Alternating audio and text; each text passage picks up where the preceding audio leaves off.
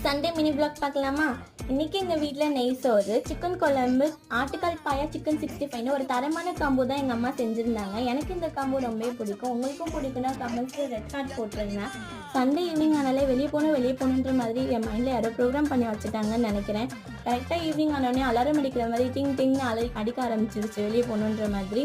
என் ஹஸ்பண்டும் சரி வான்னு சொல்லிட்டு இங்கே தான் போகிறோன்னு இல்லாமல் அப்படியே போகிற போக்கில் ஒரு லாங் ட்ரைவ் தான் போயிட்டு இருந்தோம்.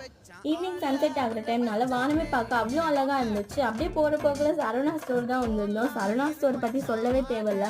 டைம் எப்படி போகுனே தெரியாது. பொருள் வாங்குகிறோமோ இல்லையோ மேலே இறங்க கீழே இறங்க அதை பார்க்க இதை பார்க்குறேன் டைம் போயிடும். கிட் செக்ஷன் போனோடனே எனக்கு கையிலே பிடிக்க முடியல. அதை எடுத்து இதை எடுக்க இதை வாங்கிக்கூட அதை வாங்கிக்கூடன்னு தொல்லை பண்ண ஆரம்பிச்சிட்டேன். கிட்ஸ் வந்திருந்தாங்க தான் இப்படி கேட்டுருந்துருப்பாங்க. நீ என்ன கேட்குற இப்படின்னு சொல்லிட்டு என் ஹஸ்பண்ட் சொல்லிட்டு இருந்தாங்க. கேர்ள்ஸ் செக்ஷன் பார்த்தா தான் கண்ணை மூடி கூட்டிகிட்டு போகணும், இனிமேல் கிட்ஸ் செக்ஷனை பார்த்தாலும் உன்னை கண்ணை மூடி தான் கூட்டிகிட்டு போகணும்னு சொல்லிட்டு இருந்தாங்க.